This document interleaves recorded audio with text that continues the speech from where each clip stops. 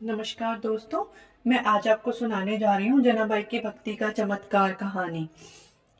जनाबाई के पिता तेली थे तथा तेल निकालने का कार्य करते थे। जनाबाई जब छोटी थी तब उसे उसके पिता पड़नपुर में एक दिन मंदिर के दर्शन के लिए लेके गए।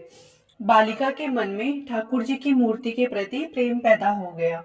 मन में भगवान के प्रति भक्ति जागृत हो गई। थोड़े दिन तक जनाबाई रोज ठाकुर जी का दर्शन करने जाती तथा नामदेव जी का भजन सुनती। संत नामदेव विठल नाथ भगवान के सामने जब कीर्तन गाते तब पैरों में घुंघरू बांधकर जब नाचते तो चारों ओर भक्ति रस की सरिता बहने लगती।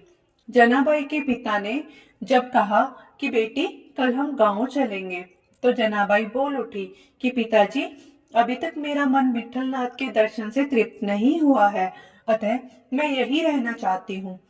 नामदेव जी के प्रति भी जनाबाई की अपार श्रद्धा उमड़ पड़ी थी। जब जनाबाई गांव जाने के लिए ये तैयार नहीं हुई तब उसके पिताजी संत नामदेव जी के पास पहुंचे तथा बोले कि आपकी सेवा के लिए मैं जनाबाई को यहीं छोड़ जाता हूँ।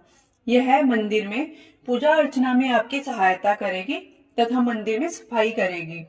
इसके मन में विठलनाथ जी के प्रति भक्ति जागृत हो गई है तथा यह मेरे साथ गांव नहीं आना चाहती। जब नामदेव जी ने ध्यान किया तो उन्हें पता चला कि द्वापर में जब कृष्ण अवतार हुआ तो यह कुब्जा थी जिस पर कृष्ण जी की कृपा हुई थी। तब पूर्व जन्म के संस्कारों के कारण इसमें भक्ति जागृत हुई है तो वह जनाबाई को वहां रखने के लिए तैयार हो गए। नामदेव जी ने जनाबाई को दीक्षा दी ताकि उसका मन भक्ति में रम सके। जनाबाई नामदेव के घर रहने लगी तथा भगवान विठलनाथ की भक्ति करने लगी।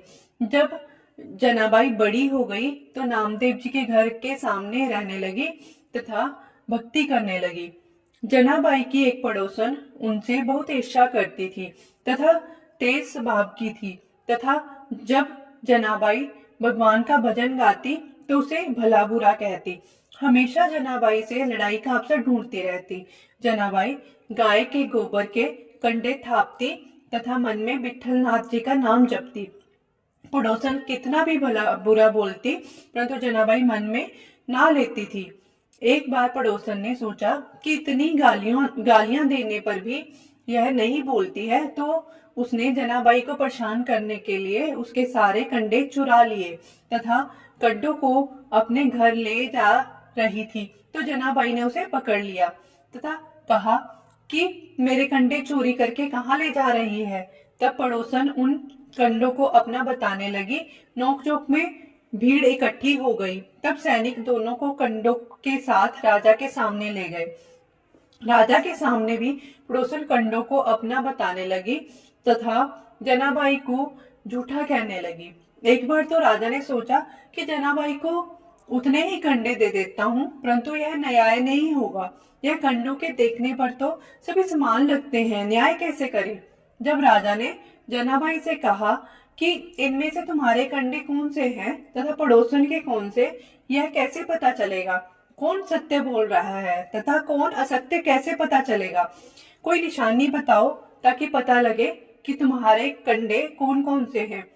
जब जनाबाई ने कहा कि मेरे कंडों को थापने के वक्त में भगवान विठलनाथ जी का नाम लेती हूँ अतः मेरे जप के वाइब्रेशन कंडों में होंगे। आप अपने दाहिने कान के पास कंडे को रख के मन शांत करके सुने तो विठलनाथ का नाम कंडों में सुनाई देगा।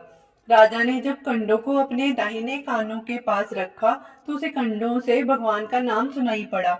जिन कंडों में भगवान का नाम सुनाई पड़ा उन कंडों को अलग कर जनाबाई को सौंप दिया तथा पड़ोसन के कंडे अलग कर दिए। तब पड़ोसन को सजा दी तथा राजा ने संत जनाबाई की भक्ति को पहचाना। पूरी सभा में भगवान की जय जयकार गूंज उठी। भक्ति के चमत्कार को देखकर राजा जनाबाई के चरणों में गिर पड़ा। जय श्री कृष्ण।